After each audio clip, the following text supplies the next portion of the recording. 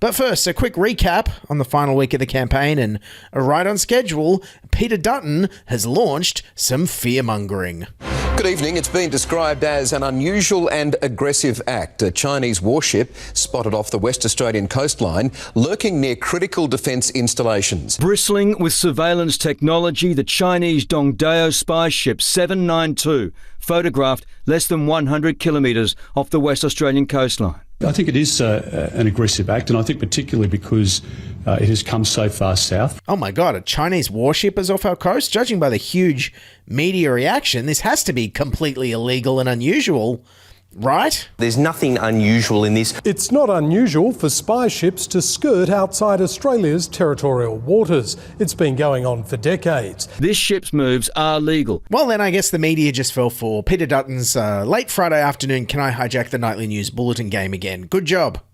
Nobody tweet about it or I'll sue you. Anyway, Sunday was the big coalition launch party up in Brisbane, and wow, what a spectacle. These guys appeared to be playing in like a 300-seat theatre.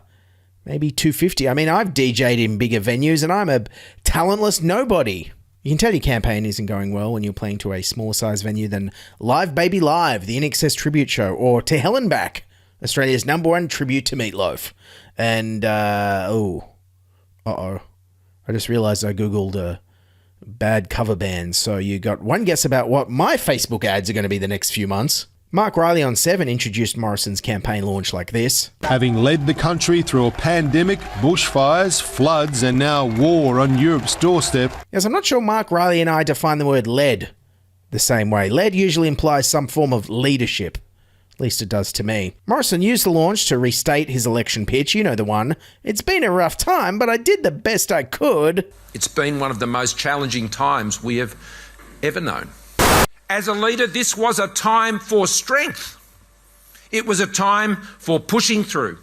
We made sure we got it right as best as we could, but we weren't perfect, and not everything went to plan. Yes, given these admissions of failure, it's odd he followed it up with this. I'm seeking a second term because I'm just warming up. Yes, things went badly last time and I let you all down, but I'm just warming up. He even lied with that claim that he's going for a second term. He's been in government for 3 terms now. He's going for a 4th term in government. But you know what they say? 4th time's the hope there's not another pandemic, floods or fires. Morrison also used the campaign launch to announce one final big new housing policy. First home buyers will be able to take up to $50,000 out of their superannuation to put towards a deposit if the Morrison government is re-elected. Allowing first home buyers to use 40% of their super balances up to $50,000 for their purchase after saving a 5% deposit. But for an average 30-year-old first home buyer, probably $20,000. All right, first of all, I don't know about you, but I was kind of counting on using my superannuation to put some sauce on top of my 2-minute noodles in my retirement. And second of all, with the average Sydney house price being $1.4 million, I don't think $20,000 from his super is going to help very much. What we need is prices to come down. Will this help with that, coalition? Despite this admission from Superannuation Minister Jane Hume, in the short term, you might see a bump in house prices. Okay, and thanks anyway. How about you, Labor's Jason Clare? Do you want prices to come down? Oh, I don't think anyone's proposing that they want to cut the cost of housing. Housing has increased dramatically. You need policies that can adapt and deal with that. Part of it is helping to make sure that people earn better wages. You're saying that it's not possible to do anything about that? Well, I don't think anyone would want to see that. Oh, great. So neither party wants to do anything about the affordability part of housing affordability. Kind of a crucial, important part of it, if you ask me. Sounds like Labor's hoping they can just maybe freeze house prices for 20 years and hope all our wages catch up. There was also one more coalition housing policy on offer, though. Those wanting to downsize will be able to sell their family home and pour up to $300,000 from the proceeds into their super account, attracting sizable tax breaks. Previously limited to over 65s, it'll now be available to people over 55. This will increase supply of family housing stock in the market. Oh, awesome. Hey, first home buyers, there's some great $4 million 4-bedroom family homes, some boomers bought in the 80s coming down the line for you. Get your 20 grand out of super onto that as soon as you can. Scott Morrison used his big campaign launch speech to try and brand the Liberal Party as being the party that's on your side and will make your dreams come true.